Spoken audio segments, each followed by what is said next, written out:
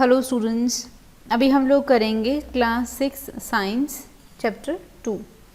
जब हम लोग सेकंड चैप्टर की बात करते हैं तो सेकंड चैप्टर में क्या है, कंपोनेंट्स ऑफ फूड, मतलब फूड में हम कौन कौन सी खाने में हम कौन कौन सी चीज़ों को इस्तेमाल करते हैं। जैसे हम लोग चपाती खाते हैं, रोटी या फिर राइस, चावल खाते हैं, दाल, सब्जी, and we have pulses and vegetable, and we have चटनी भी खाते हैं हम लोग, सॉस खाते हैं, अचार, ये सारे क्या हैं, ये खाने का हिस्सा है। अब दही खाते हैं, बटर मिल्क इस छाछ, इसके मतलब ये सब चीज़ें क्या हैं, दूध पीते हैं। तो ये सब क्या है, ये अलग अलग आइटम्स मिलके अलग अलग फूड आइटम क्या करते हैं, ये हमारे बहुत सारे न्यूट्रिएंट्स हैं, फैट्स हैं, कार्बोहाइड्रेट्स, विटामिन्स, मिनरल्स, इन सब की जो जितनी भी वो है क्वांटिटी है, जितनी भी ज़रूरत है, इन सबको ये फुलफ़िल करने में ये खाना हमारी हेल्प करता है। किसी चीज़ में विटामिन ए है, किसी में बी है, किसी में सी है, किसी में we have minerals like iron है, मैग्नीज़ है, पोटेशियम है, तो ये सब अलग अलग, सोडियम है। तो ये सारी चीज़ें क्या हैं, खाना पूरा का पूरा मिलके हमारे बॉडी के अलग अलग हिस्सों को अलग अलग न्यूट्रिएंट्स प्रदान करता है, तो ताकि हम एक बैलेंस लेवल पे वी कैन ग्रो। अगर हम खाने में अगर एनर्जी की बात करें तो एनर्जी किससे मिलती है हम लोगों को, एनर्जी मिलती है हमें फैट्स एंड कार्बोहाइड्रेट से। लेकिन हम सिर्फ फैट्स खाते रहेंगे और सिर्फ कार्बोहाइड्रेट खाते रहेंगे तो हम लोग क्या करेंगे, ओबीज हो जाएंगे। ओबीज होने का मतलब है हम मोटे हो जाएंगे, और हमें बहुत सारी बीमारियां भी हो सकती हैं। बीमारियां कैसे, डेफिशिएंसी डिजीज़। जब हम लोग डेफिशिएंसी डिजीज़ की बात करते हैं तो ये वो सारी बीमारियां हैं जो किसी कमी के कारण होती हैं। कमी के कारण मतलब आयरन की कमी है, या फिर हम बोलें कि किसी विटामिन की कमी है, या फिर हम बोलें से सोडियम की कमी हो गई, या फिर मैग्नीज़ की कमी होगी, पोटेशियम की कमी होगी। न्यूट्रिएंट्स की कमी के कारण बहुत सारी हमें बीमारियां हो जाती हैं। The major nutrients in our food are carbohydrate, protein, fat, vitamins, minerals. इसके अलावा फूड में डाइटरी फाइबर्स भी होते हैं। डाइटरी फाइबर क्या करते हैं, फाइबर इसको हम रफेज भी कहते हैं। ये क्या करता है, ये खाने को डाइजेस्ट करने में हेल्प करता है। जो हमारी इंटेस्टाइन्स है उसके अंदर से खाने जो वेस्ट है उसको पुश करने में हेल्प करता है। अगर हम बहुत ऑयली फैटी चीज़ें खाएंगे तो एक टाइम के बाद हमें कॉन्स्टिपेशन हो जाएगा, है ना। कॉन्स्टिपेशन का मतलब होता है जो वेस्ट प्रोडक्ट है हमारी बॉडी में उसको हम बाहर नहीं फ्लश आउट कर पाएंगे, और फिर then it may lead to maybe बहुत सारी किडनी के इशू हो जाएंगे हम लोगों को, स्टमक पेन होगा, स्टमक एक होगा, तो ये सारे इश्यूज होंगे। तो इसके लिए हमें बहुत सारे डाइटरी फाइबर्स भी खाने चाहिए और पानी बहुत सारा पीना चाहिए। जब भी हम लोग अपने बॉडी वेट की बात करते हैं तो 70% हमारा वेट क्या है, वो पानी है। तो पानी बहुत इम्पॉर्टेंट है हमारी बॉडी के लिए। कुछ हम लोग टेस्ट करेंगे। टेस्ट करने का मतलब क्या है, हम कुछ एक्टिविटीज़ करेंगे जिसमें हम ये देखेंगे हमारे किस खाने में कौन सी चीज़ है, कौन सा न्यूट्रिएंट है। हियर वी हैव कुछ टेस्ट करेंगे हम लोग।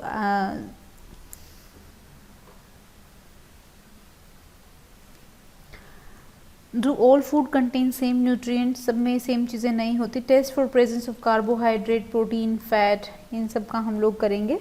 कैसे, for carrying out these test, ये सारे टेस्ट करने के लिए हमें आयोडीन की, कॉपर सल्फेट और कॉस्टिक सोडा की ज़रूरत पड़ेगी। कुछ टेस्ट ट्यूब की ज़रूरत पड़ेगी और कुछ ड्रॉपर की ज़रूरत पड़ेगी। ड्रॉपर इज़ वो सेम ड्रॉपर है जो हम जिसमें हम आई ड्रॉप्स डालते हैं या फिर छोटे बच्चों को जिससे मेडिसिन देते हैं, तो this is the same dropper. Test tube की जगह अगर आप अगर घर में एक्सपेरिमेंट करना चाहें तो अपने घर में भी जो किचन के यूटेंसिल्स हैं इसका इस्तेमाल भी कर सकते हैं। बट मेक श्योर जो जिस चीज़ को आपने टेस्ट कर लिया जिसमें ये सारे केमिकल्स डाल दिए हैं तो केमिकल कंटामिनेटेड फूड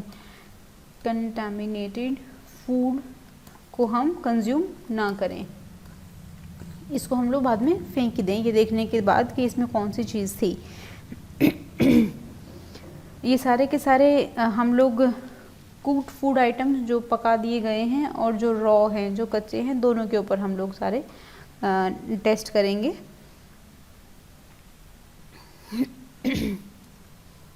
अब हम देखेंगे सबसे पहले कार्बोहाइड्रेट्स चेक करेंगे कि there are many types of carbohydrate.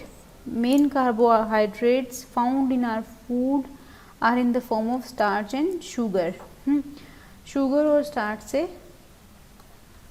हमें कार्बोहाइड्रेट मिलता है. कार्बोहाइड्रेट की जब हम लोग बात करते हैं, carbohydrate is an instant energy giving product है ना. मस्ट इंस्टेंट एनर्जी गिविंग का मतलब क्या होता है? जब भी आपको किसी चीज़ से डर लगे, जब भी आपको लगे कि I am feeling like gloomy या फिर बहुत डिप्रेस्ड फील आ रही है, बहुत सैड फील आ रही है, तो उस केस में हम लोग क्या करेंगे, कुछ भी मीठा खा लीजिए, है ना. कुछ भी मीठा खाने से या शुगर खाने से क्या होगा, एकदम से आपके ब्रेन को एनर्जी मिलेगी, ग्लूकोज मिलेगा ब्रेन को. ब्रेन के ग्लूकोज से क्या होगा, एनर्जी मिलेगी, और इस एनर्जी से एकदम से आप यू विल फील बेटर, आपको अच्छा फील होगा. स्टार्च किस में होता है? स्टार्च राइस में होता है सबसे ज़्यादा. इसके अलावा हम पोटैटो में देखते हैं, स्टार्च पोटैटो में होता है ढेर सारा. शुगर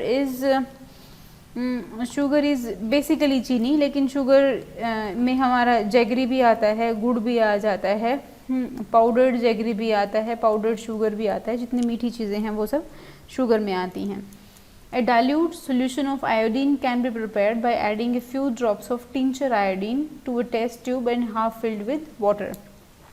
एक टेस्ट ट्यूब के अंदर या किसी भी कंटेनर के अंदर आधा पानी और उसमें कुछ ड्रॉप किसकी डालेंगे, आयोडीन की डालेंगे, तो इससे सोल्यूशन बन जाएगा. कॉपर सल्फेट सोल्यूशन कैसे बनाएंगे इसको? By dissolving 2 gram of copper sulphate in 100 ml of water. Test tube में यहाँ बहुत सारे ऐसे मार्कर्स बने होते हैं, तो इससे समझ में आता है हमने कितना पानी डाला है. तो 2 ग्राम पर 100 ml ऑफ वाटर में हम लोग कॉपर सल्फेट सॉल्यूशन डालेंगे. Now 100 grams of caustic soda to be dissolved in 100 grams to be dissolved in 100 ml of water. इसको कास्टिक सोडा सॉल्यूशन बनाएंगे. अब स्टार्च का टेस्ट कैसे करेंगे? कुछ फूड आइटम लेंगे, इसमें हम 2 to 3 drop of dilute iodine solution, जो आयोडीन सॉल्यूशन बनाया था, इसको डालेंगे. फिर हम देखेंगे कि इसका रंग चेंज हो गया है, क्या ये ब्लू ब्लैक हो गया है. अगर ये ब्लू ब्लैक कलर का अगर ये हो जाता है, देन इन दैट केस हम कहेंगे इसके अंदर क्या है, स्टार्च है इसके अंदर. एक टेबल बना लीजिए अपने नोट्स में. टेबल में आप ये तीनों सॉल्यूशन के नाम लिखिए. इधर से iodine solution, copper sulphate solution, caustic soda solution, और यहाँ हम लिखेंगे टेस्ट कौन सा है. Say we have starch test, carbohydrate test, है ना, या फिर प्रोटीन या विटामिन का टेस्ट. और इधर हम लोग लिखेंगे कलर, कौन सा कलर आया, ब्लू ब्लैक आया या कौन जो भी कलर आया, वॉयलेट कलर आया, तो वो हम कलर लिखेंगे. तो इससे आपको याद करना आसान हो जाएगा. ब्लू ब्लैक कलर क्या दिखाएगा? ये दिखाएगा कि इस फूड आइटम के अंदर क्या है, स्टार्च है. जब हम प्रोटीन की बात करते हैं तो अगेन हम थोड़ा सा खाना, कोई भी फूड आइटम लेंगे, और अगर कोई सॉलिड फूड आइटम है तो उसको पहले पेस्ट बनाएंगे, उसका पाउडर फॉर्म बना के, और फिर उसके अंदर हम लोग 10 ड्रॉप्स ऑफ वाटर डाल के, तो उसको मतलब उसको लिक्विफाई कर देंगे, लिक्विड फॉर्मेट में डाल के, उसको पानी डाल के उसके अंदर, और ट्रू ड्रॉप आउट डालेंगे कॉपर सल्फेट सॉल्यूशन की. और साथ में हम लोग 10 ड्रॉप्स ऑफ कास्टिक सोडा डालेंगे, copper sulphate plus caustic soda. इसको शेक कर देंगे. शेक करने के बाद थोड़ी देर के लिए वेट करेंगे, और फिर हम देखेंगे वॉयलेट कलर नज़र आएगा. वॉयलेट कलर मतलब बैंगनी रंग अगर उसका हो जाता है तो उसका मतलब उसके अंदर प्रोटीन्स हैं उस फूड आइटम के अंदर. इसके बाद जब हम लोग फैट्स की बात करते हैं तो फैट्स के लिए क्या करते हैं, हम एक बटर पेपर लेते हैं, है ना. बटर पेपर या कोई भी नॉर्मल पेपर लेके इसके ऊपर जब हम लोग उस फूड आइटम को रगड़ेंगे, जैसे हम घी की बात करें तो घी लगा दिया, तो ये क्या होगा, ये ट्रांसलूसेंट बन जाएगा. ट्रांसलूसेंट का मतलब है, दो चीज़ें होती हैं, एक होता है transparent and then we have opaque. Transparent वो होता है जिसमें से आर पार नज़र आए, ओपेक होता है जिसमें से आर पार नज़र नहीं आए. Now there is something called translucent. Translucent का मतलब होता है हमें नज़र तो आता है लेकिन बहुत क्लियर नज़र नहीं आता. This is called translucent. ये आप लोगों ने अपने इसमें स्कूल में भी किया होगा। कोई भी नोटबुक का एक पेपर लेके उसको किसी के सिर पे अगर हम रगड़ते हैं, किसी ने ऑयल लगाया है हेयर्स में, तो उसके बाद क्या हो जाता है, ये ट्रांसलूसेंट हो जाता है। तो मतलब ऑयल में क्या होता है, फैट्स होते हैं।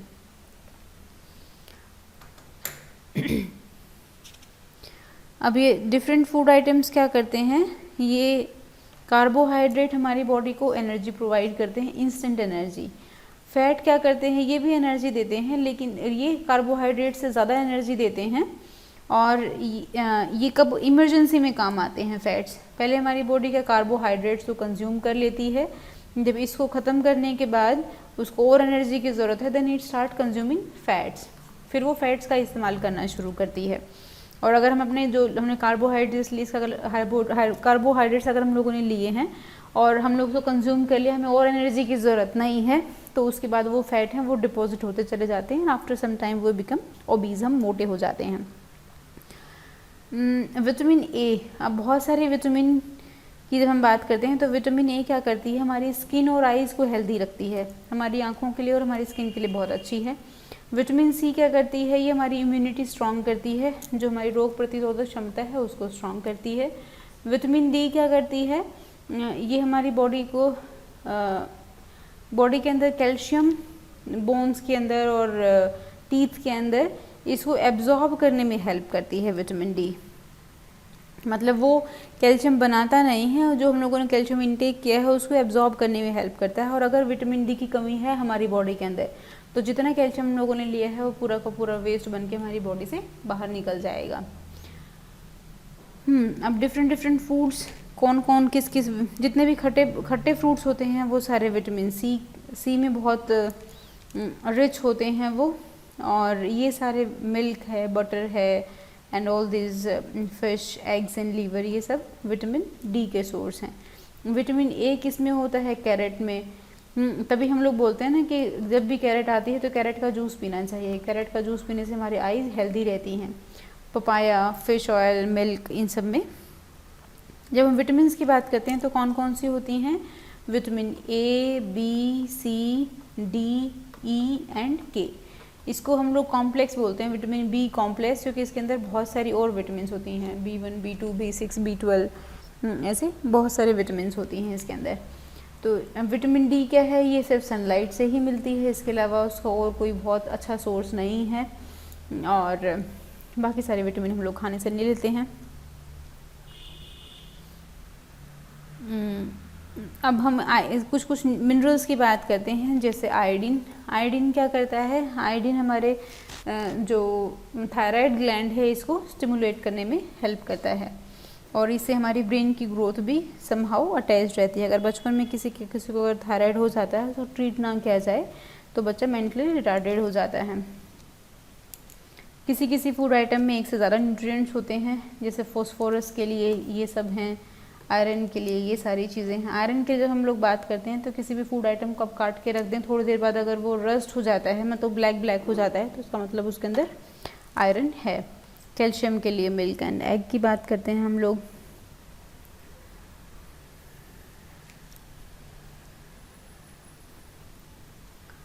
नाउ नेक्स्ट इज प्रोटीन को बॉडी बिल्डिंग फूड कहा जाता है, क्योंकि प्रोटीन से हमारी मसल्स को डेवलप होने में सहायता मिलती है।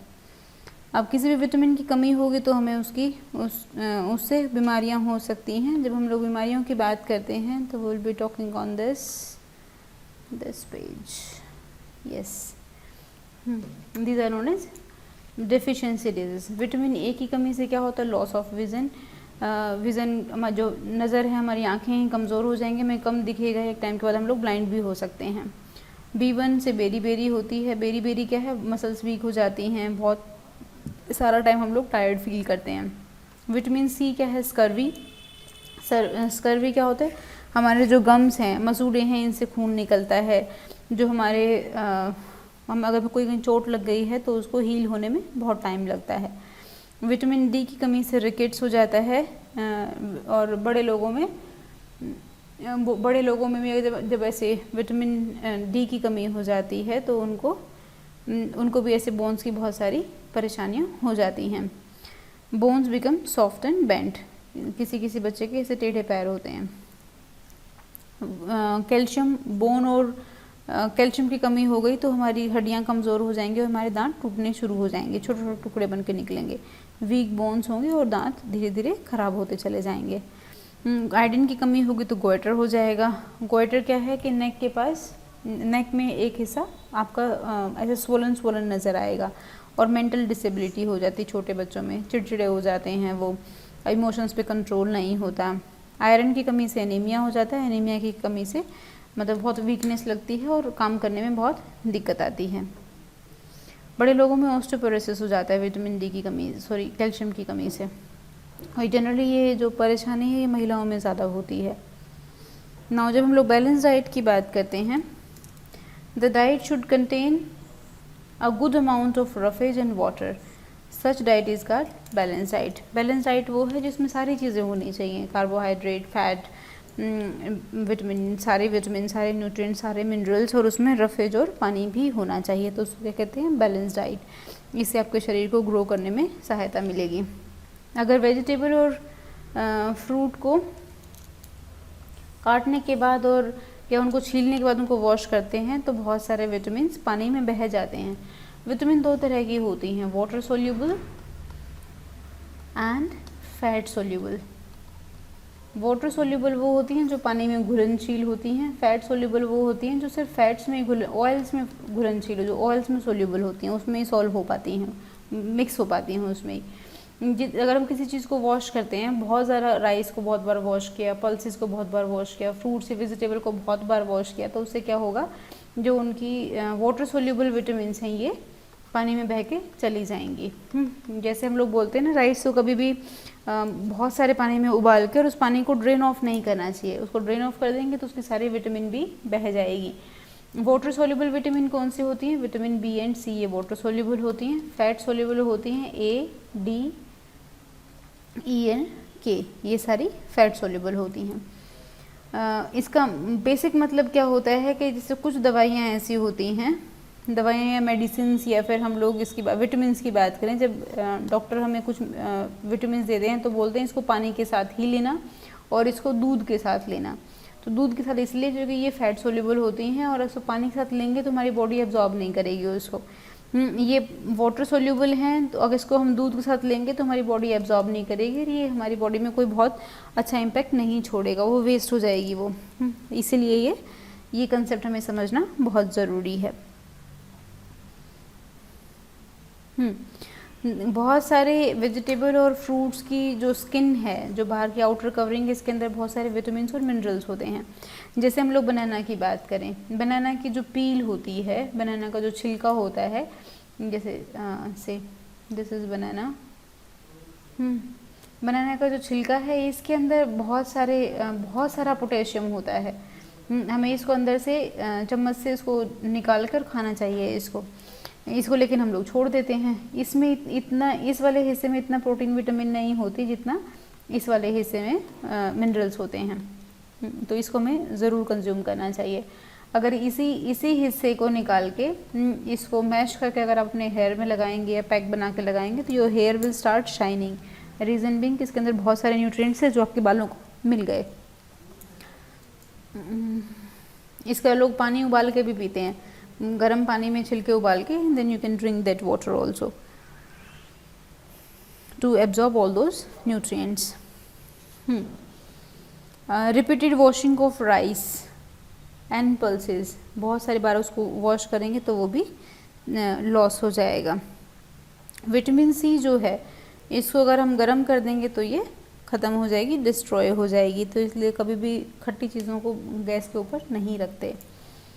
बहुत सारा फैट रिच फूड खाएंगे तो हम मोटे हो जाएंगे। डेफिशिएंसी डिजीज़ हम लोगों ने देख ली, किसी चीज़ की कमी हो जाती है तो उसको डेफिशिएंसी डिजीज़ हो जाती है।